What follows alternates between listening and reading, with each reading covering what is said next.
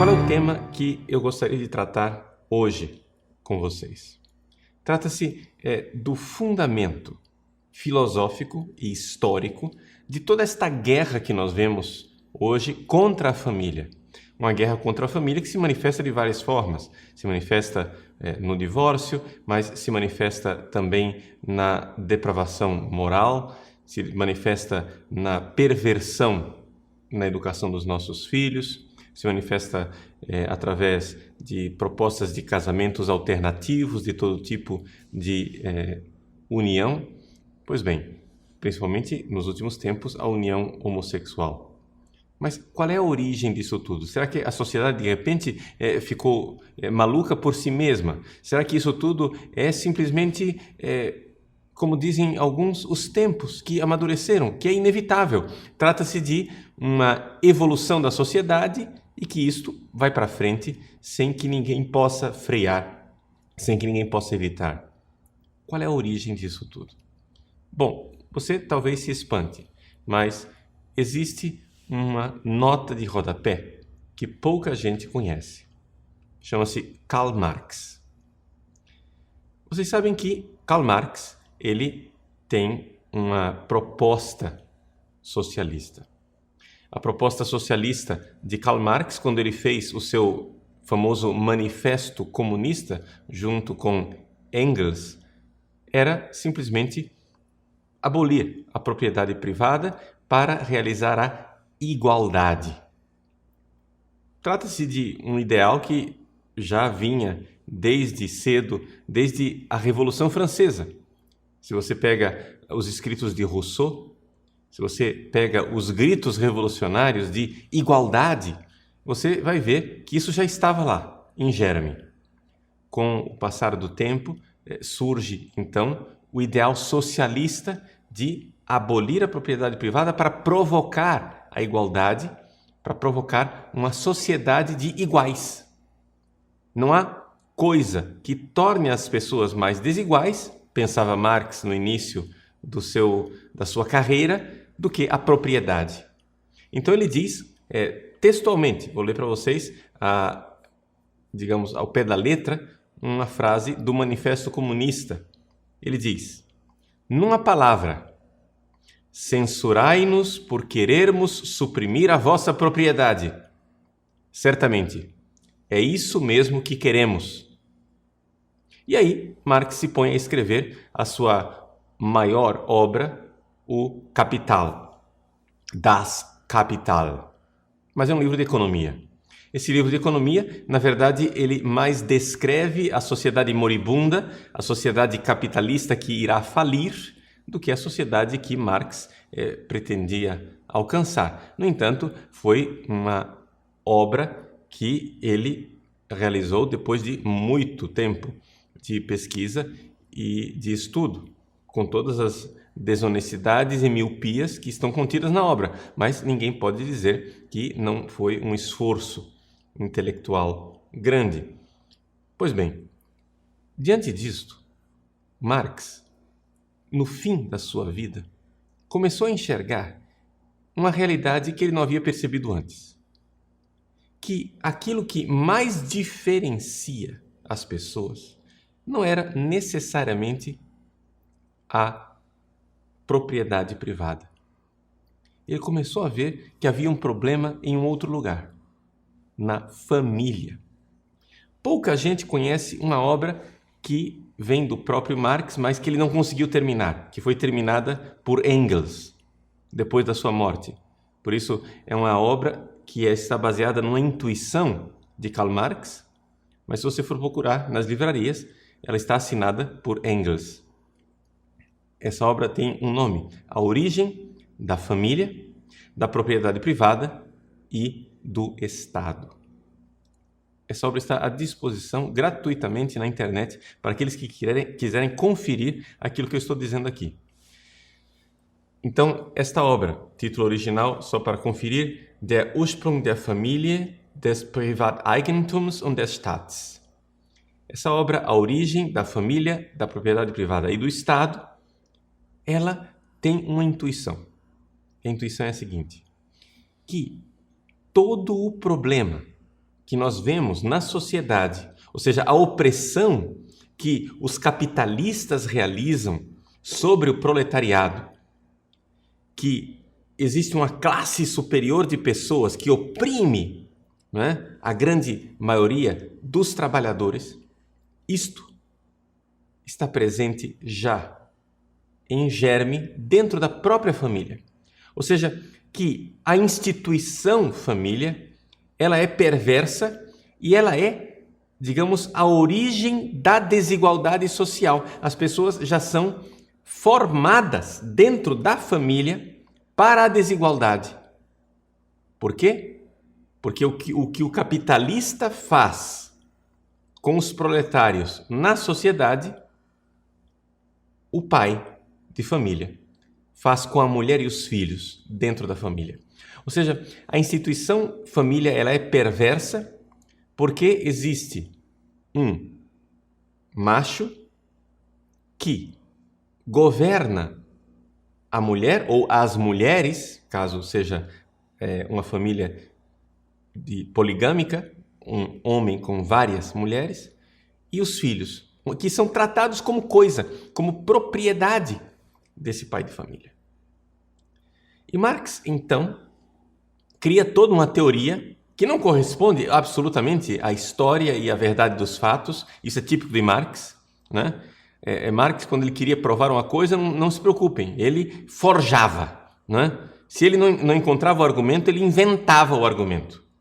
Então, o argumento, segundo Karl Marx, é o seguinte: na origem da sociedade, nas sociedades primitivas, na horda primitiva, havia o exercício livre do sexo. Não existia essa instituição chamada família. Então, quando você tem uma horda que pratica o sexo indiscriminadamente, você tem, então, filhos que nascem, mas você não sabe quem é o pai. Não é? O pai é desconhecido. Você sabe quem é a mãe. Ora, nesse tipo de sociedade, necessariamente, a mulher possui um papel muito superior. É uma sociedade que tende a ser uma sociedade matriarcal, porque a mãe é o ponto de referência. Todos os filhos têm mãe, mas ninguém tem pai. Com a invenção perversa da família, diz Marx, a coisa se inverteu dramaticamente, porque o homem começou a exigir fidelidade das suas fêmeas e, com isso, ele se tornou, por força física e por opressão, o proprietário daquelas mulheres e o proprietário daquelas crianças. Pois bem, aqui nós temos a raiz da desigualdade. Aqui nós temos a raiz da perversão básica que está na sociedade. Os homens escravizam as mulheres e os filhos. Então, quando Marx teve esta intuição, ele começou a elaborar esta obra, mas não levou a cabo toda essa reflexão. Aliás, essa obra ficou, mesmo depois de editada e escrita, terminada por Engels, ela ficou engavetada. No entanto, não ficou totalmente desapercebida pelas pessoas importantes dentro do próprio marxismo. Você veja, por exemplo, que Lenin, né, o pai da Revolução Russa, dizia com toda clareza que esta obra, A Origem da Família, Propriedade Privada e do Estado, de Marx, era uma obra de suma importância. Por quê? Porque, afinal das contas, a finalidade última do socialismo é criar a igualdade. Ora, a igualdade, ela não acontece só entre classes, ela tem que acontecer também entre as pessoas. Se você tem, então, na micro-sociedade da família uma desigualdade, você precisa, então, parar com que isso aconteça. Então, você tem que destruir a família.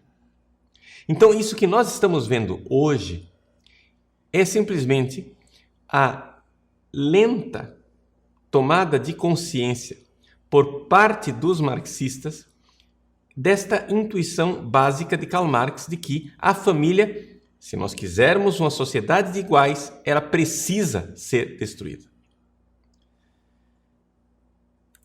Bom, Karl Marx também teve uma outra intuição no fim da sua vida.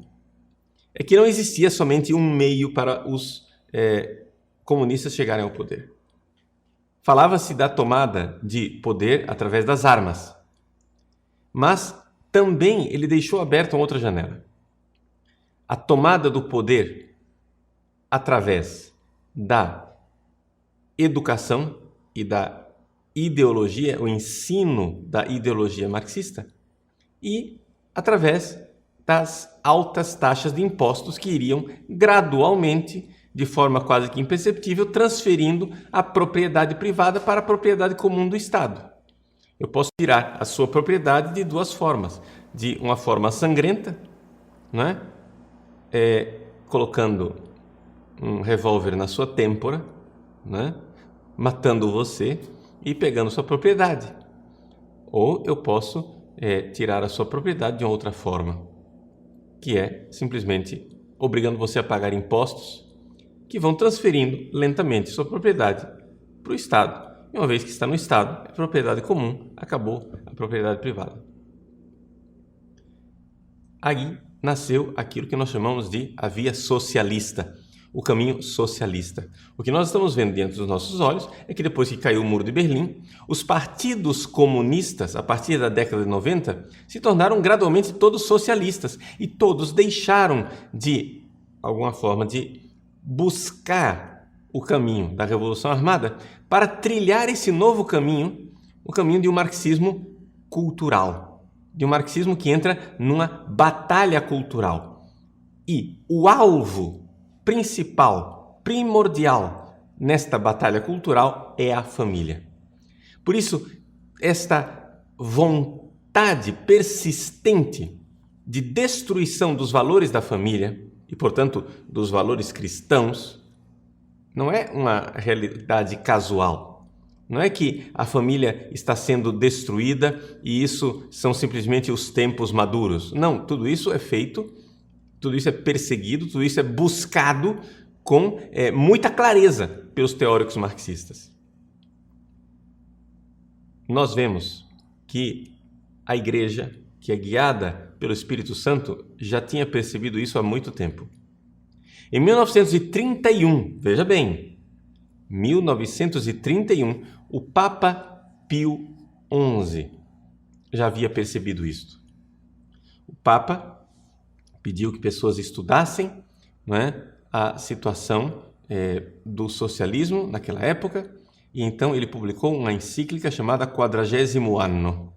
Na Quadragésimo Anno, Pio XI, comemorando os 40 anos da encíclica Rerum Novarum de Leão XIII, notou uma coisa, que nesses últimos anos, desde a encíclica Rerum Novarum, havia mudado uma coisa. O comunismo parecia que tinha perdido, de alguma forma, a sua popularidade, exatamente por causa de todas as dificuldades revolucionárias que estavam sendo vistas muito negativamente na Rússia, que já havia implantado o comunismo em 1917, e que havia um novo socialismo surgindo. E esse socialismo, o Papa, de uma forma clarividente, chama de socialismo educacional ou socialismo pedagógico. O Papa Pio XI diz com toda clareza na 40º ano o seguinte, vou ler para vocês o número 121. Essas doutrinas que nós, de novo, com a nossa suprema autoridade, solenemente declaramos e confirmamos, devem aplicar-se também a um novo sistema de socialismo prático. Propõe-se ele a formação das inteligências e dos costumes. Ele usa a expressão que eles querem formar o homem socialista. Vejam que o Papa enxerga claramente um socialismo pedagógico. E o que quer esse socialismo pedagógico? Pois bem, hoje está cada vez mais claro que o socialismo pedagógico quer destruir a família. Para você ter ideia, que isto que o Papa enxergava em 1931 tornou-se cada vez mais claro para os próprios socialistas, até que eles se deram conta que realmente deveriam se focar na família.